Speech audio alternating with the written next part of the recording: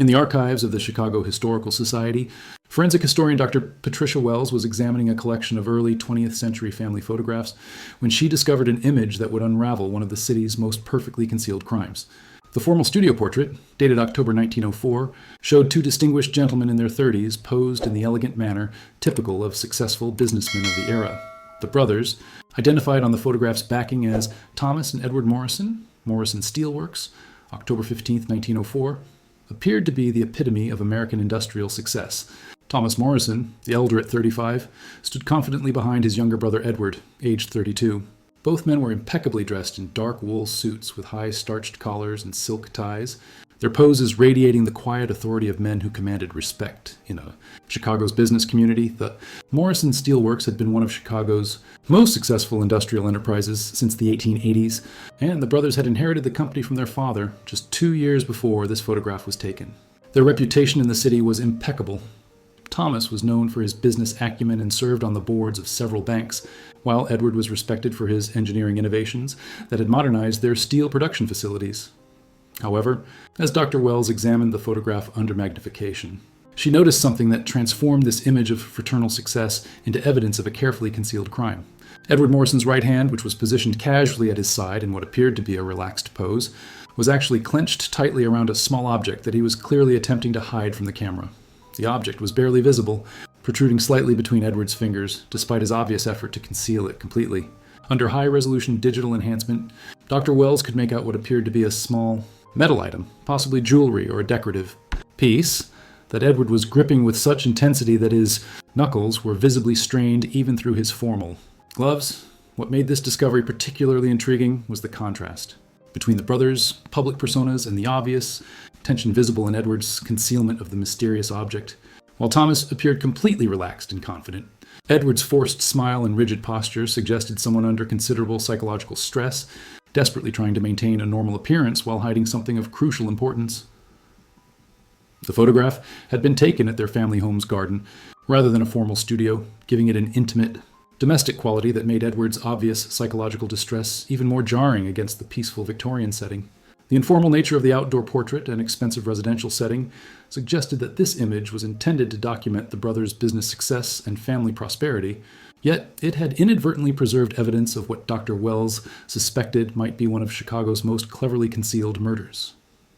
To understand the significance of what Edward Morrison might have been hiding, Dr. Wells immersed herself in research about Chicago's business community during the height of the city's industrial expansion. The Morrison brothers operated in a world of immense wealth and fierce competition, where family fortunes could be made or destroyed by single business decisions or personal scandals at Chicago in 1904, was experiencing unprecedented growth as the center of America's steel and railroad industries. The city's population had exploded to over 2 million people, and fortunes were being made daily by entrepreneurs who could successfully navigate the complex world of industrial manufacturing, labor relations, and political connections that determined business success. The Morrison Steelworks had been founded by their father, Patrick Morrison, an Irish immigrant who had built the company from a small blacksmith shop into one of Chicago's major steel suppliers. When Patrick died in 1902, he had left the business to his 2 sons with the expectation that they would continue to expand the family enterprise and maintain their position among Chicago's industrial elite. However, Dr. Wells's research revealed that the brothers had fundamentally different approaches to business and life.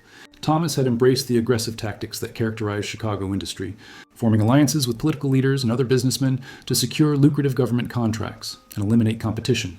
His methods, while effective, often involved morally questionable practices that pushed the boundaries of legal business conduct. Edward, by contrast, had inherited his father's more traditional values and was uncomfortable with the increasingly corrupt practices that dominated Chicago business. Company records showed that Edward had frequently objected to Thomas's business methods and had tried to steer the company toward more ethical practices, creating growing tension between the brothers. The tension had been exacerbated by Edward's romantic involvement with Margaret O'Brien, daughter of a competing steel manufacturer. The relationship threatened not only the Morrison family's business interests, but also their social standing, as the O'Brien family had been involved in several scandals related to labor disputes and alleged connections to organized crime. By 1904, several Chicago newspapers had begun reporting on conflicts within the Morrison Steelworks, suggesting that the brothers were engaged in a power struggle that threatened the stability of their business empire. Business associates later recalled that Edward had been increasingly vocal about his desire to sell his share of the company and leave Chicago to start anew, life away from the industrial corruption he found distasteful. Dr. Wells's investigation into the Morrison family dynamics led to the discovery of Margaret O'Brien's mysterious disappearance just 3 weeks before the brothers' October 1904 photograph was taken. The timing of her vanishing and the obvious stress visible in Edward's concealment behavior suggested a connection that would prove far more sinister than anyone had imagined at the time. Margaret O'Brien had been a prominent figure in Chicago society despite her family's controversial reputation. At 28, she was known for her beauty, intelligence, and independence, qualities that had attracted Edward Morrison despite his brother's strong objections to the relationship. The couple had been planning to marry in late 1904, with Edward intending to use his share of the steelworks profits to establish a new business away from Chicago's corrupt industrial environment. However, Margaret had vanished without a trace on September 25, 1904, disappearing from her family's mansion on Lakeshore Drive, under circumstances that baffled both her family and local police. Her personal belongings remained in her room, her social commitments were left unfulfilled, and she had given no indication to friends or family that she was planning to leave the city. The Chicago Police Department's investigation into Margaret's disappearance had been limited and ineffective, hampered by the O'Brien family's reluctance to cooperate with authorities and by the general assumption that she had simply eloped with a secret lover. The social conventions of the era made it difficult for police to question the private lives of wealthy families, and Margaret's independent personality made voluntary disappearance seem plausible. However, Dr. Wells discovered that Edward Morrison's behavior had changed dramatically following Margaret's disappearance. Business associates noted that he had become withdrawn and anxious, frequently canceling meetings and appearing distracted during important negotiations.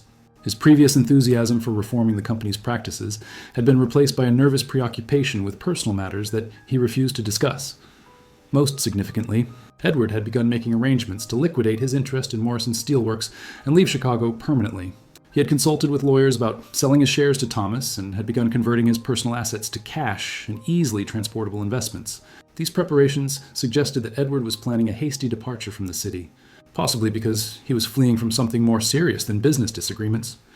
The timing of these arrangements, combined with Edward's obvious distress in the October portrait, suggested that Margaret O'Brien's disappearance was connected to whatever Edward was, hiding in his clenched hand during the photograph session, using advanced digital enhancement techniques not available to investigators in 1904.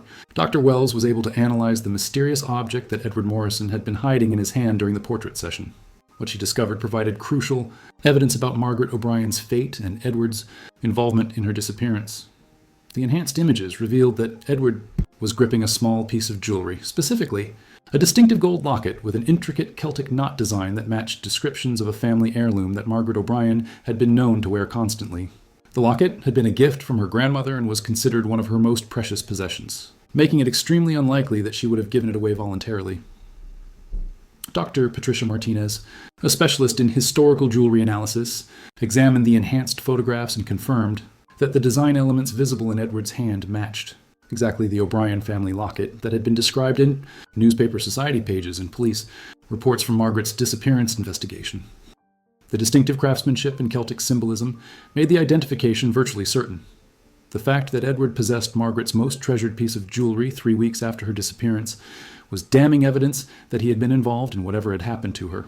The locket's presence also suggested that Margaret had not left Chicago voluntarily, as she never would have abandoned such a meaningful family heirloom. More disturbing was the condition of the locket as visible in the enhanced photograph. The chain appeared to be broken, and there were what looked like small dark stains on the gold surface that could have been blood. The damaged state of the jewelry suggested that it had been removed from Margaret forcibly rather than given as a gift or keepsake. The psychological implications of Edward hiding the locket during the portrait session were equally revealing. Rather than disposing of incriminating evidence, he had chosen to keep Margaret's jewelry, suggesting either a sentimental attachment to his victim or a compulsive need to maintain a trophy of his crime. This behavior was consistent with certain types of murderers who kept mementos of their victims. The intensity with which Edward gripped the locket during the photograph, combined with his obvious psychological distress, suggested that he was struggling with guilt and fear while simultaneously being unable to part with the evidence of his crime. The portrait that was supposed to document the brothers' business success had instead captured Edward at a moment of maximum psychological tension, desperately trying to hide proof of murder while posing for a formal family photograph. Dr. Wells' analysis of the evidence suggested that Margaret O'Brien's disappearance had been the result of a violent confrontation with Edward Morrison, possibly triggered by her threats to expose some aspect of his business activities or personal conduct. The reconstruction of events leading to her murder revealed a classic case of domestic violence escalating to homicide. Police records from 1904 showed that Margaret had been increasingly vocal about her concerns regarding the Morrison Steelworks Ghost's business practices in the weeks before her disappearance. She had attended several social gatherings where she had criticized the company's labor policies and had publicly questioned the ethics of some of Thomas Morrison's political connections. Margaret's outspoken criticism had created tension not only with Thomas, but also with Edward, who found himself caught between his fiancée's moral positions and his business obligations to his brother. Friends of the couple later recalled several heated arguments between Edward and Margaret about the future of their relationship and whether Edward would be able to separate himself from his brother's questionable business practices. The final confrontation had apparently occurred at Margaret's family home on the evening of September 25th, 1904. Servants later testified that Edward had visited Margaret that evening and that they had heard raised voices coming from the library where they were meeting privately. However, the servants had not been alarmed, as such arguments had become common between the couple in recent weeks. Dr. Wells's analysis of the crime scene evidence preserved in police files suggested that Margaret had been killed during this confrontation, possibly when she threatened to end their engagement and publicly expose information about Morrison. Steelworks that could have damaged both brothers' reputations and business interests. The method of Margaret's murder appeared to have been strangulation, based on the broken chain of her locket and the absence of other physical evidence at the scene. Strangulation was a common method in domestic homicides because it required no weapons and left relatively little physical evidence, especially when the body was quickly removed and disposed of. Edward's possession of the locket suggested that it had been torn from Margaret's neck during the struggle, either intentionally as he strangled her or accidentally as she fought for her life. His decision to keep the jewelry rather than dispose of it indicated that the murder had not been premeditated, as a planned killing would have involved better preparation for evidence disposal. The timing of the crime, just weeks before the brothers' formal portrait session, explained Edward's obvious psychological distress during the photograph. He was attempting to maintain a normal public appearance while dealing with the guilt and fear that resulted from his crime. The success of Edward Morrison's cover-up of Margaret O'Brien's murder demonstrated the advantages that wealth and social position provided to criminals in early 20th century America. His ability to conceal evidence and manipulate the investigation revealed the systemic weaknesses in law enforcement that allowed the wealthy to literally get away with murder. Within hours of killing Margaret, Edward had implemented a carefully planned strategy to dispose of her body and create the impression that she had left Chicago voluntarily. The O'Brien family's reluctance to involve police extensively in their personal affairs, combined with Margaret's reputation for independence, provided Edward with perfect cover for his crime. Edward's first step had been to remove Margaret's body from her family's mansion and transport it to one of the Morrison Steelworks' remote industrial sites along the Chicago River. The company's extensive network of warehouses and processing facilities provided numerous locations where a body could be disposed of without detection, particularly given the brothers' control over security and access to these areas. The disposal method Edward chose was both practical and virtually impossible to detect, given the investigative capabilities of 1904. Margaret's body was likely dissolved in one of the industrial acid baths used in steel processing, a method that would leave no physical remains and would be completely undetectable to contemporary forensic science. To explain Margaret's disappearance, Edward had created evidence suggesting that she had eloped with a mysterious lover and had fled to Europe to escape social scandal. He had arranged for several of Margaret's personal items to be found at the train station, along with a forged note suggesting that she was leaving Chicago permanently because her family disapproved of her romantic choices. The effectiveness of this deception was enhanced by Edward's public display of grief and confusion about Margaret's disappearance. He had consulted with private detectives about locating her, had offered substantial rewards for information about her whereabouts, and had maintained the persona of a heartbroken fiancé who was desperate to find his missing beloved. However, Edward's inability to dispose of Margaret's locket revealed the psychological impact of his crime. Despite successfully eliminating all other evidence of the murder, he had kept the one piece of physical evidence that could connect him directly to Margaret's death. This behavior suggested that the crime had affected him more deeply than his public demeanor indicated. The October 1904 portrait session had occurred at a time when Edward was experiencing maximum psychological stress from maintaining his deception while dealing with guilt and fear of discovery. His decision to bring the locket to the photography session, despite the obvious risk, demonstrated the compulsive behavior that often characterizes murderers who keep trophies of their crimes. But Dr. Wells' investigation revealed that Thomas Morrison had gradually become aware of his brother's crime through a series of suspicious circumstances and inconsistencies in Edward's behavior following Margaret O'Brien's disappearance. The elder brother's response to discovering Edward's guilt would ultimately determine both their fates. Thomas had initially accepted Edward's explanation of Margaret's voluntary disappearance, particularly since it solved the problem of her interference in their business affairs and her potential to cause scandal through her criticism of their company's practices. However, Edward's increasingly erratic behavior and his sudden desire to sell his share of the business and leave Chicago had aroused Thomas's suspicions. The decisive moment had come when Thomas discovered Edward hiding Margaret's locket in his private office at the steelworks. Confronted with irrefutable evidence of his brother's guilt, Thomas had faced an agonizing choice between family loyalty and moral responsibility that would test the bounds of brotherly devotion. Rather than turning Edward over to authorities, Thomas had chosen to protect his brother while using knowledge of the murder to gain complete control over Morrison Steelworks and Edward's future actions. This decision represented a form of fraternal blackmail that trapped both brothers in a relationship based on guilt, fear, and mutual dependence. The psychological dynamic between the brothers following Thomas's discovery explained much of the tension visible in their October 1904 portrait. Edward was living under the constant threat of exposure, knowing that his freedom and life depended entirely on Thomas's continued protection. Thomas, meanwhile, had become an accessory to murder through his concealment of Edward's crime, making him equally vulnerable to criminal prosecution. Thomas had used his knowledge of Edward's guilt to force his brother to remain in Chicago and continue their business partnership under terms that were entirely favorable to Thomas. Edward's previous plans to leave the city and start a new life had been effectively canceled by his brother's blackmail, leaving him trapped in a situation where he was powerless to resist Thomas's demands. The arrangement had also required Edward to maintain a public facade of normalcy while dealing with the psychological pressure of concealing his crime. This explains his obvious distress during the portrait session, and his compulsive need to keep Margaret's locket with him even in public, situations where its discovery could have been catastrophic. The brothers' relationship had been fundamentally altered by the murder and its cover-up, transforming them from business partners with different moral philosophies into criminal conspirators bound together by shared guilt and mutual vulnerability as months passed following the October 1904 portrait. The psychological strain of maintaining their criminal conspiracy began to take its toll on both Morrison brothers, leading to increasingly reckless behavior that threatened to expose the truth about Margaret O'Brien's murder. Edward's mental state had continued to deteriorate under the weight of guilt and fear, manifesting in erratic business decisions, social withdrawal, and increasing dependence on alcohol to cope with his psychological distress. Business associates noted that he had become unreliable and unpredictable, often failing to appear for important meetings or making inappropriate comments during social gatherings. More dangerously, Edward had begun making subtle references to Margaret's death in conversations with friends and colleagues, apparently driven by a compulsive need to discuss his crime, even though such discussions posed enormous risks to his safety. These references, while carefully disguised as speculation about her disappearance, revealed knowledge of details about Margaret's final moments that could only have come from someone present during her death. Thomas had recognized the growing danger posed by his brother's psychological instability, and had taken increasingly desperate measures to control Edward's behavior and prevent him from exposing their secret. These measures included monitoring Edward's social contacts, controlling his access to alcohol, and threatening to reveal his guilt if he continued to make suspicious statements. However, Thomas's efforts to manage his brother's behavior had created additional problems by drawing attention to the unusual dynamics of their relationship.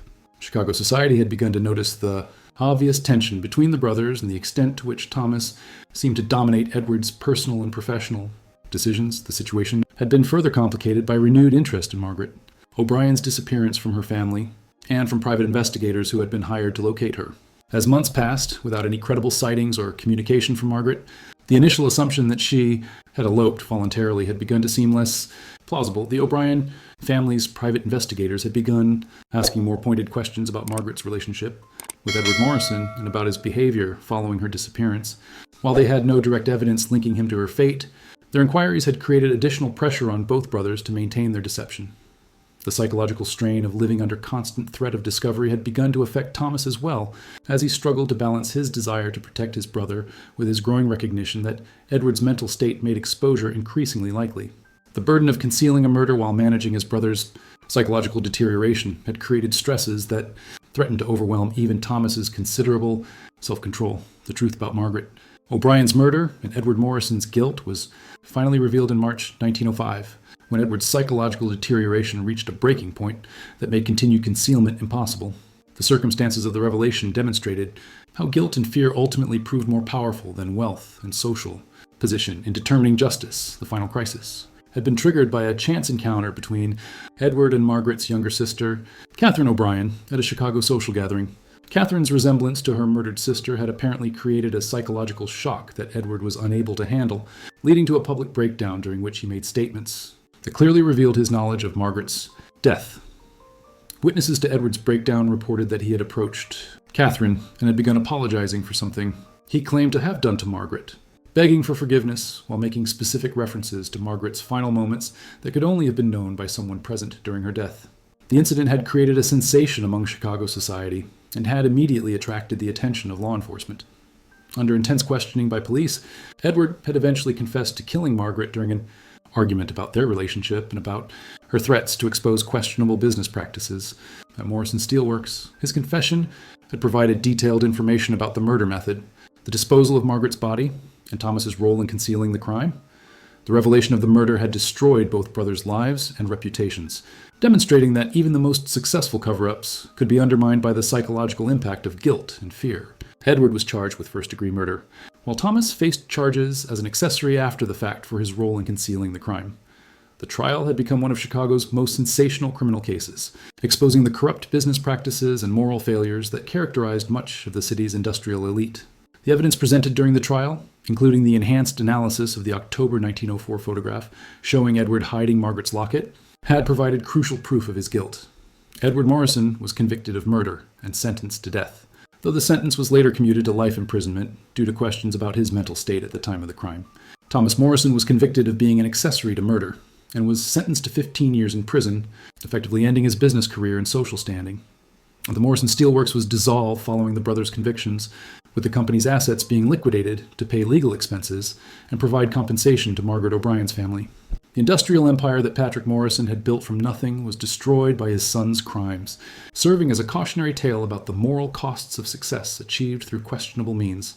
More than a century after it was taken, the October 1904 portrait of Thomas and Edward Morrison continues to serve as a powerful reminder of how photographic evidence can preserve the truth about crimes long after the perpetrators believed their secrets were safe. Dr. Wells's discovery of Edward's concealed evidence transformed the image from a simple family photograph into one of the most significant pieces of criminal evidence in American legal history, the enhanced analysis of the photograph, showing Edward Morrison desperately hiding Margaret O'Brien's locket while trying to maintain a facade of normalcy, has become a classic example of how modern forensic techniques can solve historical crimes that seemed perfect at the time they were committed. The image is now used in law enforcement training programs to demonstrate the importance of careful evidence analysis and the psychological insights that can be gained from studying criminal behavior. The Morrison case also highlighted the advantages that wealth and social position provided to criminals in the early 20th century, while simultaneously demonstrating that psychological pressure and guilt could ultimately overcome even the most sophisticated attempts at concealment. The brothers' story became a cautionary tale about how criminal behavior could destroy even the most successful families. Margaret O'Brien's murder was finally solved through the combination of historical research, advanced photographic analysis, and understanding of criminal psychology that had been unavailable to investigators in 1904. Her family's decades-long quest for answers about her disappearance was vindicated by the revelation that their suspicions about Edward Morrison's involvement had been correct. The photograph itself has been preserved in the Chicago Historical Society as both a historical artifact and a piece of criminal evidence. The image serves as a testament to the power of photography to capture truth even when subjects are desperately trying to conceal it, and as a reminder that justice, while sometimes delayed, can ultimately prevail through the careful application of modern investigative techniques to historical mysteries. The Morrison brothers' story also contributed to reforms in law enforcement practices and evidence preservation that helped prevent similar crimes from going undetected for decades. The case demonstrated the importance of maintaining detailed records and preserving physical evidence, even when contemporary investigative techniques are insufficient to solve crimes immediately. Today, the portrait of the Morrison brothers stands as one of the most compelling examples of how a single photograph can contain evidence of multiple crimes: murder, evidence tampering, and conspiracy, while appearing to document nothing more than a successful business partnership.